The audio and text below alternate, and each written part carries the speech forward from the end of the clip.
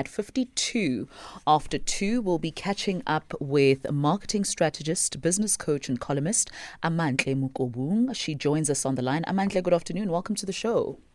Good afternoon, Sechaba. Thank you so much. Fantastic. Thanks for making the time for us this afternoon.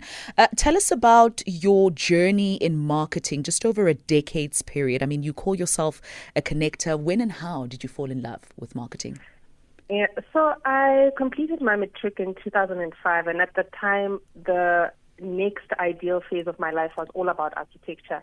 And my family being based in Pretoria, I left the city, went to start my diploma in architecture at what was called the Cape Peninsula University of Technology. I think it's still called that. Mm-hmm. I did my first year, failed my major, which I think it should have been a clear indication that I probably needed to pursue a different route. So I went back to repeat the module while working part-time as a draftsperson. And as the universe would have it, 6 months down the line, I spotted the AAA School of Advertising campus across the road. They invited me for their open day, and 3 years later, I graduated from the school with a BA in marketing communication. So that's how I got into marketing. Isn't it amazing how more often than not we land up exactly where we're meant to be? So I think that is the takeaway from that. When I look at your experience in marketing, you know, you've dabbled in various sectors: telecoms, digital marketing, education, aviation. You know, Tell us about what you've contributed to these various sectors and where you found the fit and felt at home the most. Sure. I think I found the fit and felt at home the most in my current space, which is a space where we are all about social impact and just, collectively working with different stakeholders for the benefit of young people across the country. But when you talk back to my work in different industries and why I was tapping into different spaces is because I was coming into marketing as someone who had lost out on 2 years of their career. So I needed to find ways of, playing catch up, creating options for myself, learning continuously and establishing good working relationships as I go along, and also just elevating my voice in the field.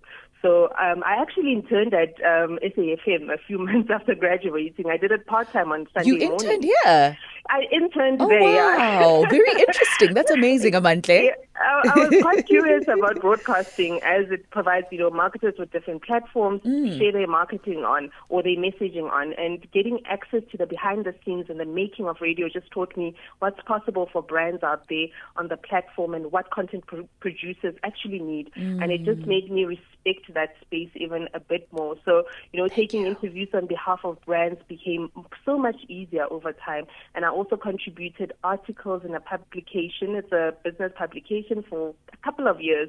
And in this space, you actually have to stay updated about what's happening in the field, what are the pain points of entrepreneurs, and you have to apply your mind in terms of what's possibly next to come.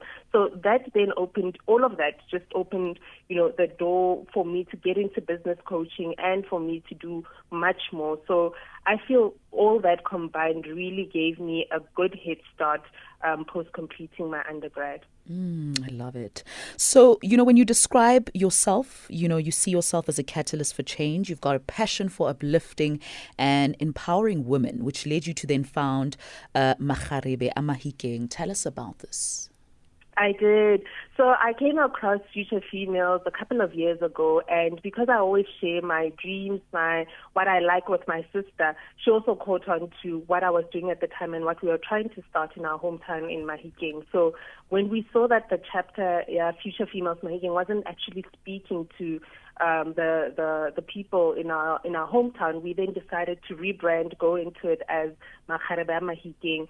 So what we do is actually we talk to women, we showcase women that have crossed paths with different spaces in Mahikeng or have actually contributed to different industries in Mahikeng. We chat to them, we profile them so that we can create a community where women can actually connect, collaborate, and empower one another. So that's what we do. And I guess it also speaks back to, my contribution as a business coach to particularly the Future Females Business School. So overall, I guess you can say I do actually, or I love and I'm passionate about the empowerment of women. I love how you confidently dabble in so many things, and quite explaining that even just, entering a sector, getting the relevant experience allows you to just see it from a completely different point of view. You mentioned just even, coming to SAfm for however many weeks or months that you were here opens your eyes to what we do here, and I love that. I love a person who can expose themselves to as many industries as possible and come out with something solid as you've managed to successfully do.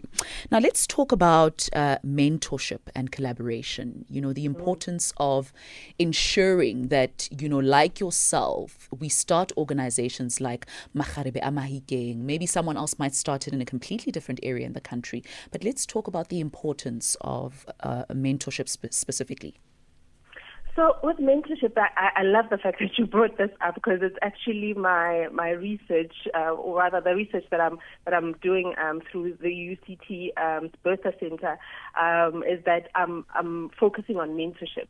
So it's something that I'm passionate about, and I feel it's quite relevant and important for anyone to, find people around them, find people that they look up to, find people that they can ask questions about. How do I go into the space? What more can I do? Or how can I improve on what I'm doing? Because I always believe that, you must start something that you've always wanted to be a part of. So whether it's you, taking a couple of girls with you along, or even men with you along, and just showing people what more they can do or what they can be exposed to is quite important.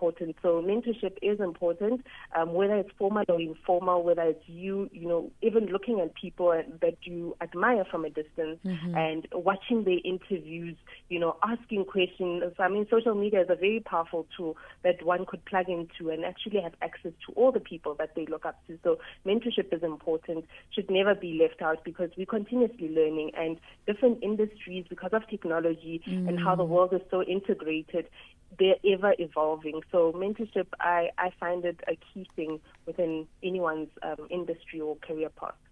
All right, Amantle, thank you so much for making the time and engaging us this afternoon. Very briefly in closing, what does the rest of 2022 have in store for you, and where do we catch you? You can catch me on Instagram mainly at Amante _, or on LinkedIn is Amante Mukubung. The rest of 2022, it's me focusing on the work that I do in terms of social impact through an NPO. I'll also be continuing with my learning design path, and I'm already pursuing a course in that just to learn how to create courses. So there's a lot that's coming, but I think I'm starting to just streamline what I do and seeing how can I make formal the different industries or interests that I've taken. All right. Amantle Mukubung, marketing strategist, business coach, and columnist